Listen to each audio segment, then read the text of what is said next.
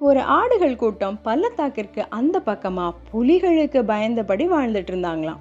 ஒரு நாள் அந்த கூட்டத்திற்கு ஒரு ஓநாய் வந்தது.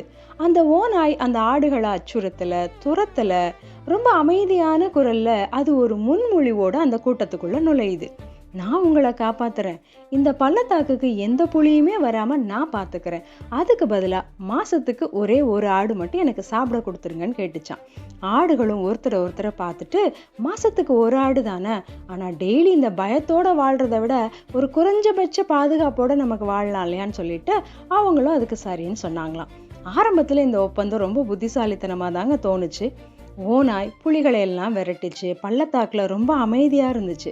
பயம் மெதுவா குறைய ஆரம்பிச்சது. மாதந்தோறும் அந்த புலம்பல் இல்லாம, தாக்குதல் இல்லாம, பயம் இல்லாம ரொம்ப நிம்மதியா இருந்தாங்க. ஒவ்வொரு முறையும் ஒரே ஒரு ஆடு மட்டும் குறைஞ்சுக்கிட்டே வந்தது. இந்த வெளிப்புற ஆபத்துக்கு பயந்து உள்ளுக்குள்ளேயே ஒரு ஆபத்தை அவங்க கவனிக்காமலே விட்டுட்டாங்க இந்த ஆடுகள். இந்த உண்மையை அந்த ஆடுகள் புரிஞ்சுக்கிற நேரத்துல பள்ளத்தாக்கே காலியா இருந்தது. இப்ப அந்த ஆடுகள் புலிகளுக்கு பயப்படுறதை நிப்பாட்டிட்டு ஓநாய்க்கு பயப்பட ஆரம்பிச்சுட்டாங்க. இந்த 12வது மாதத்துல ஒரே ஒரு ஆடு மட்டும்தாங்க மிச்சம் இருந்தது. இப்ப ஓநாய் ரொம்ப மரியாதையான புன்னகையோட முன்னாடி வந்துட்டு, நான் உங்களை பாதுகாப்பு திட்டத்தின்படி இறுதி கட்டம் வரைக்கும் நான் கொடுத்த வாக்குறுதியை காப்பாத்திட்டேன். ஒரு புலி கூட உங்களை தொடாம நான் பாத்துக்கிட்டேன்னு சொல்லிச்சான். அந்த கடைசி ஆடு அதை பார்த்து சொன்னதான், ஆமா, நீங்க எங்களை புலிகிட்ட இருந்து காப்பாத்தினதே உங்களுக்காக நீங்க எங்களை சேமிச்சு வைக்கதாங்கிறத நாங்க புரிஞ்சுக்கிட்டோம்னு சொன்னதான்.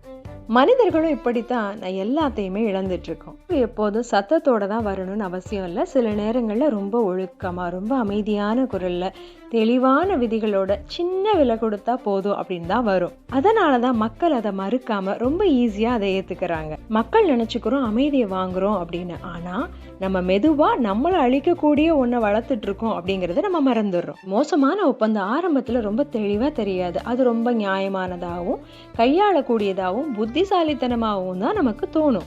மெல்ல புரிய வரும், நம்ம அதுக்காக கொடுத்த விலை ரொம்ப சின்னதில்லை. அதுக்காக நம்ம கொடுத்த விலை நம்மளுடைய சுதந்திரம், நம்மளுடைய அமைதி, நம்மளுடைய எதிர்காலம் அப்படிங்கிறது புரிய ஆரம்பிக்கும். இது என்னுடைய இன்றைய பயத்தை தீர்க்கிறதா அப்படிங்கிறது இல்லை நாம கேட்க வேண்டிய கேள்வி. நாம கேட்க வேண்டிய கேள்வியே வேற.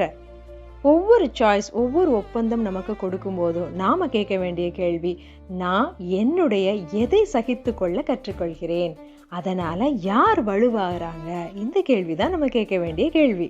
நம்முடைய பாதுகாவலரும் கிடையாது, நம்மளை பாதுகாக்கிறதும் கிடையாது. அவங்க விரும்பியதை வேற யாரும் தொடாதபடி பாத்துக்கிறாங்க, அவ்வளவுதான். கடைசியா உங்களுக்கு ஒரு கேள்வி. இந்த கதையில இருந்து நீங்க என்ன பாடம் எடுத்துக்கிட்டீங்க?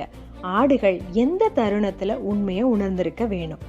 இந்த கதை உங்களுக்கு பிடிச்சிருந்தா மறக்காம எங்களுடைய சேனலுக்கு சப்ஸ்கிரைப் பண்ணுங்க, லைக் பண்ணுங்க, கமெண்ட் பண்ணுங்க, ஷேர் பண்ணுங்க. மீண்டும் இது போல நல்ல நல்ல கதைகளுடன் உங்களை சந்திக்கிறேன். நன்றி.